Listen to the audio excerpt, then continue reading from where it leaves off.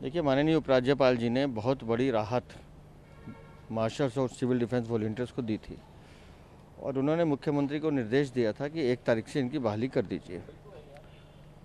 और 10,000 से ज़्यादा वो लोग अगर वो लग जाते तो निस्संदेह उनकी दिवाली और आज भैया दूज का त्यौहार है वो खुशियों के साथ मना पाते। लेकिन माननीय मुख्यमंत्री आतिशी मारलेना ने कोई निर्देश दिया नहीं और आज भी जो वो प्रेस कॉन्फ्रेंस कर रही थी तो उन्होंने कहा कि अभी 3-4 दिन और लगेंगे। लेकिन जिस तरह की राजनीतिक मंशा वो दिखा रही थी वो बेहद निंदनीय है। वो बाकी राज्यों की बात कर रही है, मैं ये पूछ रहा हूँ, आप दिल्ली की राजधानी, जो देश की राजधानी है, उसकी आप मुख्यमंत्री हैं। आपको अपने राज्य की चिंता करनी चाहिए और अपने लोगों की चिंता करनी चाहिए।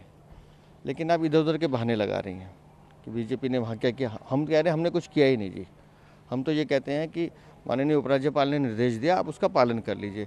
आपको बस मार्शल की, सिविल डिफेंस वॉलंटियर्स की नियुक्ति का श्रेय लेना है, आपको होड़ लगी है कि वो श्रेय हमसे कोई छीन ना ले और बीजेपी को उसका लाभ ना मिल जाए, आप सब कुछ ले लीजिए।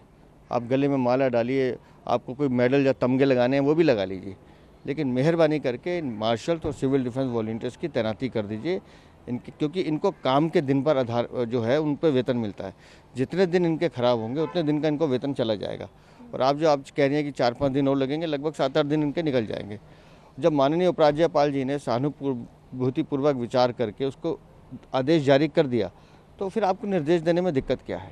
जी, आप 11 बजे मुख्यमंत्री के आवास भी जाएंगे? बिल्कुल, मैंने कल निवेदन किया था कि अगर आज शाम तक वो निर्देश नहीं देती है तो हम उनके घर पे जाएंगे और उनसे वो आदेश की कॉपी मांगेंगे कि लाइए वो आदेश की कॉपी दीजिए, जिसका आप बड़ा अरविंद केजरीवाल और बड़ा शोर मचाते थे। निकालने वाले भी आप थे, आपके अरविंद केजरीवाल ने साइन किया था। ये तो माननीय उपराज्यपाल जी की हम कहेंगे कि उन्होंने बहुत सहानुभूति से इन सब बातों को सुन के एक निर्देश दिया है।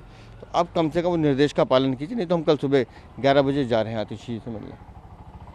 चालू हैं, वो इंतजार करते हैं छठ का पर्व मनाने की, लेकिन इसी बीच आरोप ये भी लगाया जा रहा है कि बीजेपी की तरफ से छठ घाट नहीं बनाने दिए जा रहे। ग्रेटर कैलाश की घटना है। नहीं नहीं, वहाँ छठ घाट बन गया है।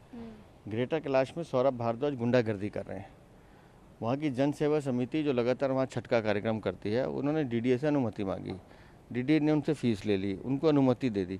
अब जब एक सेवा समिति वहाँ छठ घाट मना रही है, छठ की पूजा कर रही है, तो सौरभ भारद्वाज क्यों उसमें घुसना चाहते हैं? सौरभ भारद्वाज छठी मैया के नाम पर राजनीति करना चाहते हैं और तिलमिलाए हुए हैं कि क्यों वो एक जनसेवा समिति, क्योंकि ये बड़े लोग हैं, ये सामंतवादी सोच के लोग हैं, ये नहीं चाहते कि कोई आम आदमी छठी मैया का त्यौहार अपनी मर्जी से मना ले। अगर पूर्वांचल के मेरे भाई बहन वहाँ छठ की पूजा करें तो सौरभ भारद्वाज को क्या आपत्ति है?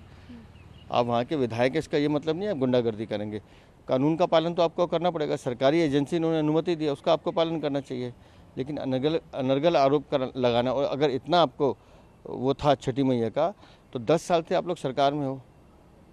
यमुना की हालत देख लीजिए, यमुना को आपने बस से बदतर बना दिया। छठी मैया का त्यौहार जो हमें जानकारी है कि सूर्य देव की आराधना बहते हुए पानी में होती है, लेकिन दिल्ली वाले चाहकर भी यमुना में खड़े नहीं हो सकते, क्योंकि यमुना को इस लायक आपने छोड़ा नहीं है।